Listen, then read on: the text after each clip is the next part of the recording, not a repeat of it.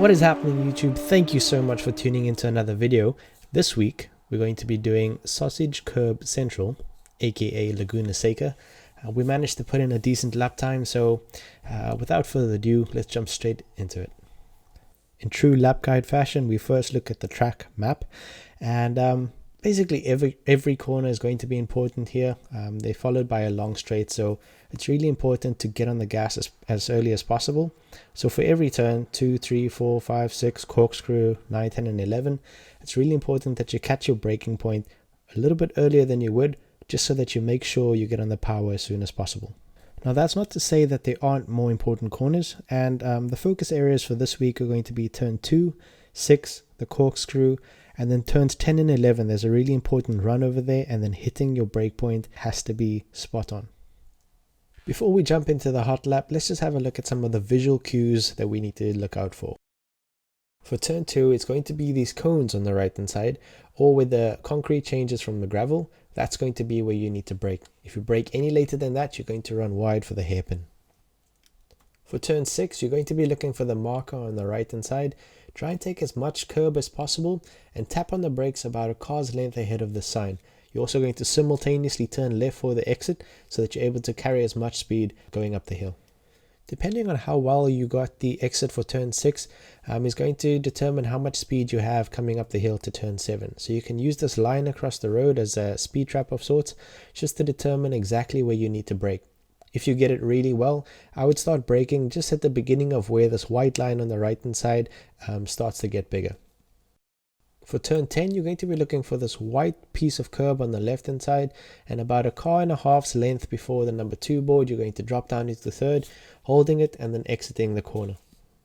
Turn 11 is where you can really make or break your lap. This number 3 board on the right hand side is where you're going to be braking. If you brake any later than that, you're going to overshoot the corner and easily lose about 2 to 3 tenths. So without any further ado, let's jump straight into the hot lap.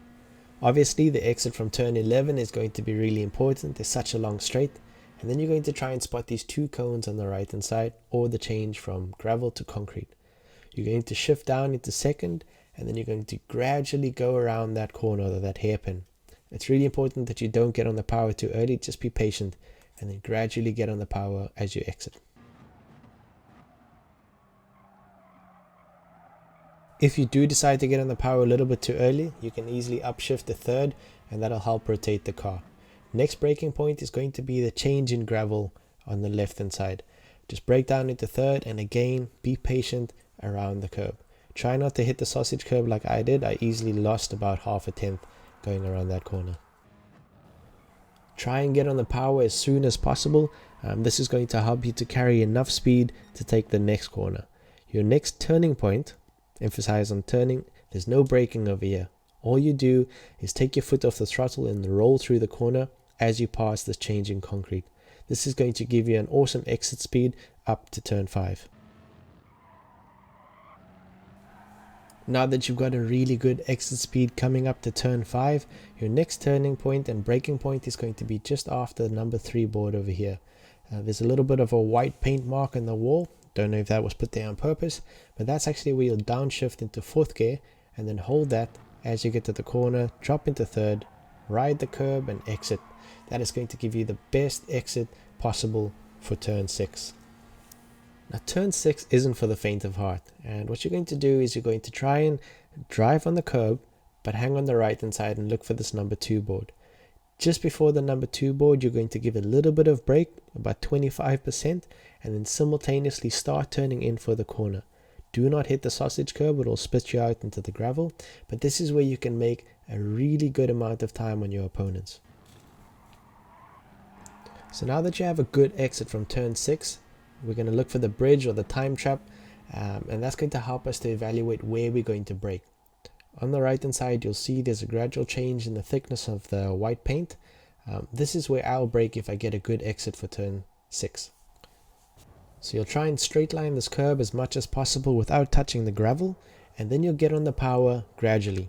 It's important that you don't full throttle this corner because of the undulations and camber. The wheel spin will actually cause you to lose time. So only at this point is where I full throttle through this corner. Your next turning point You're not going to brake here. Is this curb on the right hand side? That's when you'll start to turn. And by that cone on the right hand side up ahead, that's when you'll release from the throttle. You'll roll through the corner and try and gradually get on the power before the apex this time. Your next braking point is this curb on the left hand side, as we spoke about before. You're going to downshift into third gear and roll through the corner.